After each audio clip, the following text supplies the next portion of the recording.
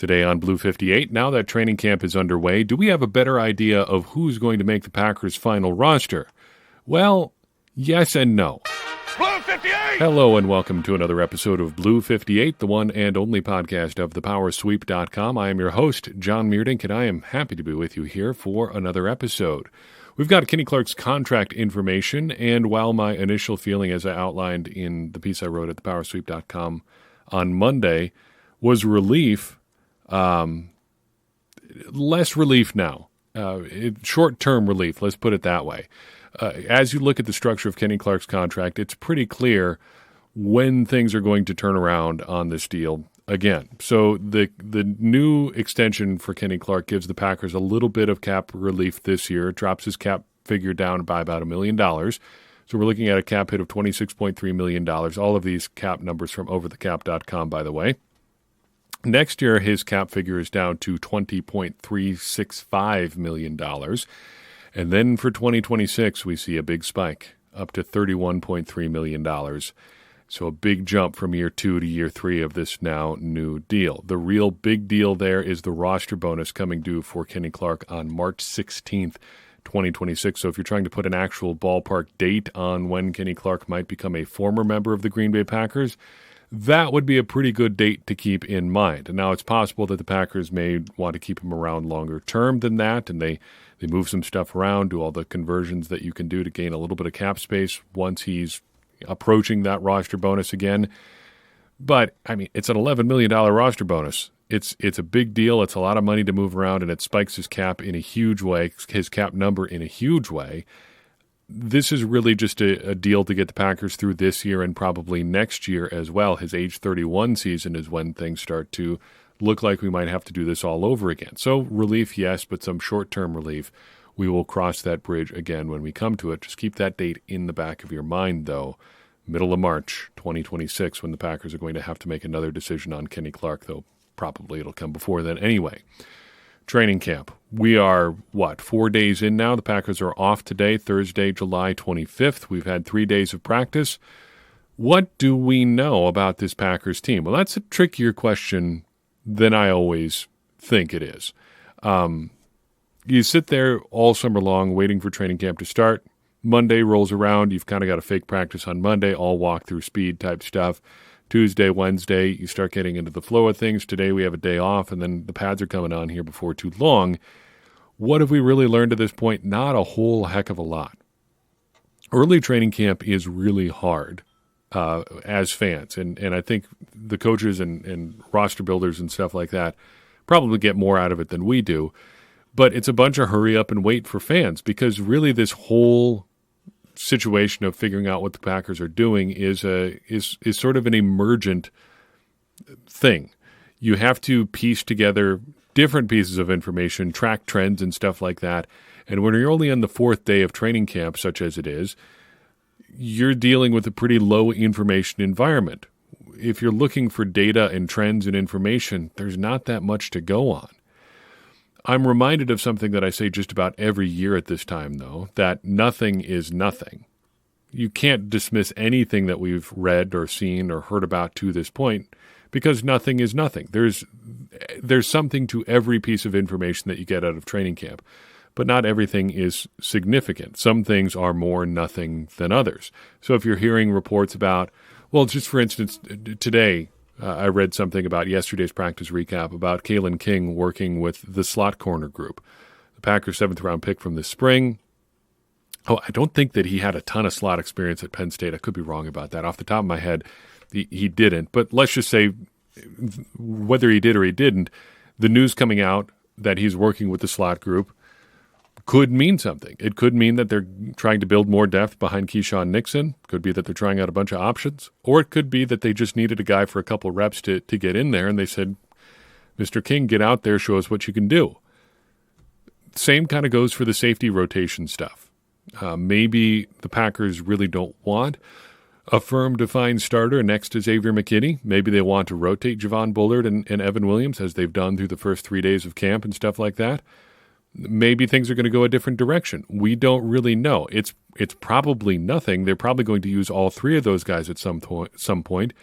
But maybe it's also not nothing. Maybe Evan Williams really does have a shot to push Javon Bullard for playing time this year. Or maybe they're just really looking at different roles for what they can use them. We don't really know. So I think the thing to do here is to talk through the roster, do a very early roster prediction. I like to do one at the start of camp anyway, just about every year, and talk through it and see what we've got so far. And then we're going to talk about, based on that discussion, what don't we know here? What stands out as areas of maybe not trouble spots on the roster, but areas where you might think of, you might see that there's some work that needs to be done or some questions still to be answered, and seeing some things that we still just don't know. So, right up top, quarterbacks, Jordan Love off the roster right now.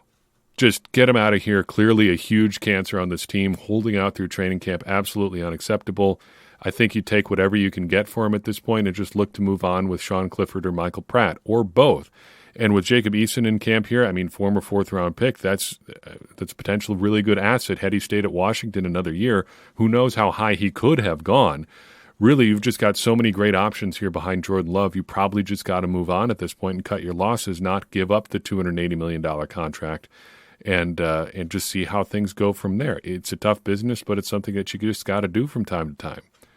All kidding aside, it's going to be Jordan Love, and it's probably going to be, I would still bet on Sean Clifford at this point, though that's one of the things that we don't know. How real are the early training camp struggles from Sean Clifford? He always strikes me as a little bit of a guy who's probably just a gamer. He's got to get out there and run around a little bit and maybe make some borderline bad decisions and just see how they work out. In the structured practice environment where you're going off a limited play sheet and the defense might have a pretty good idea what's coming, maybe he does not succeed quite as much there. But I think we got to get to regular season games before, not regular season games, hopefully not. At that point, we're not still evaluating backup quarterbacks. Hopefully, through the first couple preseason games, we get an idea where he stands relative to Michael Pratt and Jacob Eason. Though Eason, I think, is not a real threat to make the 53-man roster at this point. He'd have to make a serious push at this point. Running back, I think, basically unchanged from where we're at around the draft time. So we're looking at Josh Jacobs as your starter. Behind him, in some order, A.J. Dillon, Marshawn Lloyd, and Emmanuel Wilson. I think I'm out on Henry Pearson right now. I think it's more likely that they're going to keep 4 tight ends than an H-back type guy like Pearson is. But we'll talk about that when we get to tight ends here in a second. Receivers, I think no surprises here as well. You've got Jaden Reed, Dontavian Wicks, Romeo Doubs, and Christian Watson as your unquestioned top 4 guys, though it looks early on in training camp like Doubs might be the odd man out in there. If you're going with 11 personnel as your base, Doubs might be the 4th of those top 4 receivers. Beyond him, Bo Melton and Malik Heath, though Grant DuBose is said to have a fairly strong early camp here. At tight end, Luke Musgrave is your number 1 guy. Tucker Kraft is 1A behind him. I expect we're going to see a lot of 12 personnel this year, and those are your top 2 guys. That's what the Packers drafted them to do, and I think that's what they are going to do this year. Behind them, Tyler Davis and Ben Sims seems like pretty good bets to make the roster here. It's still unclear how special teams are going to affect the roster building this year, but I think the question of your 4th tight end comes down to what else do you want on your roster? Do you want would you rather have a 4th tight end or a 4th running back, or maybe a 5th running back or 5th back if you include Henry Pearson in there? Would you rather have a 4th tight end or a 10th offensive lineman? Would you rather have a 4th tight end or a 5th edge rusher? Those are interesting trade-offs and complicated ones, but I think it shows a little bit about what we don't know. That kind of brings us to offensive line, one of those areas where you might consider some additional resource expenditures, put it that way, if you want to go a different direction in your roster construction here. Your top 5, the presumptive starters right now, I think would be Rasheed Walker, Elton Jenkins, Josh Myers, Sean Ryan, and Zach Tom. Jordan Morgan was getting some reps this week with the number 1 offense at right guard. He's going to make the roster. So even if he's not in the starting lineup, if he is, I think those 5 plus Morgan are your top 6. Jacob Monk seems locked in as the second team center right now, though if push really came to shove and Josh Myers went down, maybe Elton Jenkins gets the nod and they do some different things to get their top 5 on the field there. Beyond that, I think Andre Dillard still has a shot at this roster, and then maybe a wild card like one of the scholarship tackles, Caleb Jones, Luke Tenuta, or surprise name this week, Kadeem Telfort, one of the 2023 undrafted free agents who I was really high on last year, getting some first-team reps with Zach Tom still out. That is an interesting development and something we might want to keep an eye on. So if you want to move a guy like Travis Glover to the practice squad because he's a rookie, or Donovan Jennings to the practice squad, or both of them to the practice squad, that seems like the logical route for them, but I wouldn't rule out one of them making a run and becoming a 10th lineman on this team.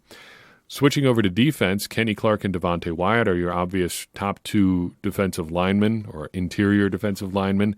Then you've got TJ Slayton, Carl Brooks, and Colby Wooden. I think Wooden here is just kind of going chalk, like assuming that the favorite is going to make the roster.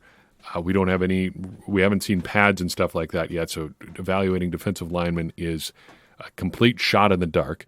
But I don't think there's much reason to assume that things are going to be very different there as well. Small change on the edge, though. Looking at this more as a unified group with the interior defensive linemen, I think you could get away with only keeping 4 guys, and those 4 would be Rashawn Gary and Preston Smith, Lucas Van Ness, and J.J. Enagbari. I'm bumping Brenton Cox off the roster for this prediction just because I don't know how many linemen they're going to end up keeping. And looking at them as kind of a unified group where guys like maybe Carl Brooks or Colby Wooden in a pinch could bump out to the outside that would fit with their college skill sets and what they did in their college days. That makes sense to me, but I don't know if we really know at this point. Linebacker seems like a pretty easy one. Your top 3 options there are Quay Walker, Edgerrin Cooper, and I think Isaiah McDuffie, though Eric Wilson has been getting some reps there too. Wilson seems like more or less a no-brainer given his special teams experience and the things that he can do on defense in a pinch. And then Tyron Hopper, a third-round pick, is going to make the roster. Seems pretty straightforward to me. Someone would really have to come out of nowhere and snipe either Isaiah McDuffie or Eric Wilson, which seems like a long shot. Christian Welch is probably your best bet if you're looking for somebody who could do that, but I don't think Welch offers what Wilson or McDuffie does in the defensive scheme, and he's not enough of a plus as a special teamer to go with him over them. So I think those 5 linebackers seem like a pretty safe bet. Cornerback is where we're going to have some competition outside the top 4-ish, I think. Jair Alexander and Eric Stokes have been getting the reps as your top 2 corners, and Keyshawn Nixon is more or less uncontested in the slot right now. Beyond that, you've got Carrington Valentine, who seems for the world like a lock. And then beyond that, Corey Ballantyne as a non-football injury list guy right now, and Kalen King. If I were Ballantyne, I would be on my knees every time I'm not in the training room, praying to God in heaven to get me healthy so this training camp does not become my last one in Green Bay, because those are the sorts of runs that end up undoing you as a player. It's not that missing 1 practice or 2 practices or 3 practices is necessarily the end of the world, but it's much different when you stack a whole bunch of them at the start of training camp, leading up to that first preseason game when the Packers just drafted another corner, one who's fairly highly regarded in some circles too, when the rest of the roster spots are pretty well spoken for. I mean, outside of the competition at the low end of the roster, it's locked in. Jair Alexander's not going anywhere. Keyshawn Nixon isn't going anywhere. Eric Stokes isn't going anywhere unless he heads to injured reserve for some reason. Carrington Valentine, unless he really falls off a cliff, is probably not going anywhere. Things are getting pretty thin at that point. Right now, my assumption is that both Valentine and King would make the roster, but they are in the most vulnerable position of any of the defensive backs on the roster, I think, with the possible exception of Anthony Johnson. Speaking of Anthony Johnson, at safety, Xavier McKinney, Javon Bullard, and Evan Williams are making the team. Beyond that, Ketan Oladapo feels like a good bet, but we haven't seen him on the field yet because he's still on the non-football injury list. Anthony Johnson is really the only other contender with an inside track to the roster at this point. But I think if you're assuming that Oladapo makes the roster and that the Packers want to keep 5, it might come down to 2023 practice squad guy Benny Sapp versus Anthony Johnson at this point. As we've said over and over on this podcast, Johnson got some extended burn last season. The second half of the season was all him at safety in the secondary, a bunch of 100% games on the snap count list for him in the second half of 2023. And then the Packers went out and signed the highest profile safety on the market and drafted 3 more. The writing is on the wall there for Anthony Johnson. It says very loudly, you need to show us something, and it's got to be right now, or we're going to do something else at safety, and we've already done a lot of other things at safety. So I think right now it's probably Johnson. I think he's got more upside as a defensive player, but if you're factoring in special teams, Benny Sapp might be a pretty good bet.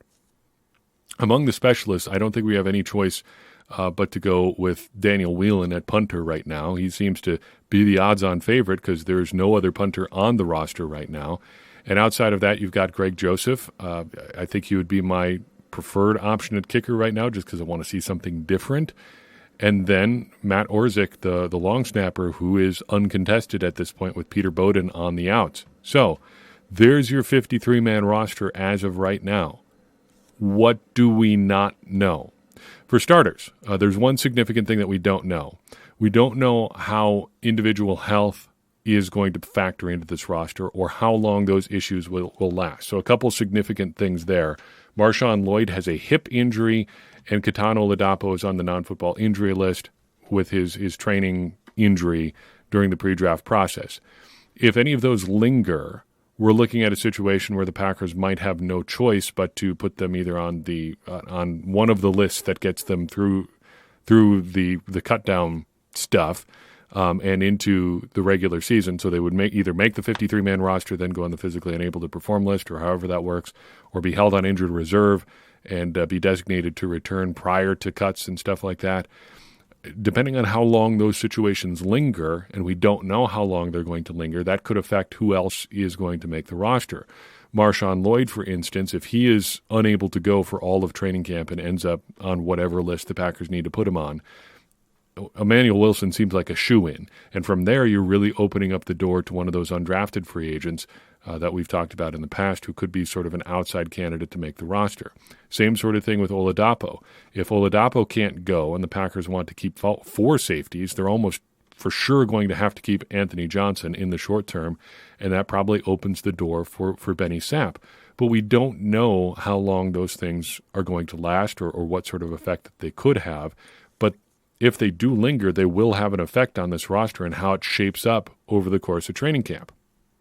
Second big point related to that is that the Packers have really yet to pay the injury man through this training camp to this point. Now, it's still early. It's only been 3 days of actual practice.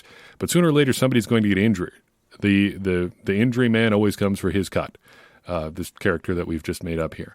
It's like a distant relative of the Grim Reaper. But he's the guy that's going to show up and, guys are going to get hurt. Sooner or later, somebody's going to get hurt, and it will affect the roster. Look at how that played out for Ben Sims last year.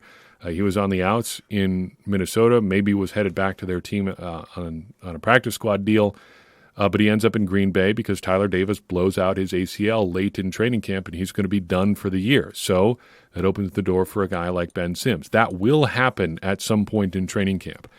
Somebody somewhere is going to be injured in such a way that opens the door for someone else, and we just don't know what that is, and we don't know where it's going to happen or when, but it's going to affect this roster in a dramatic way when it does.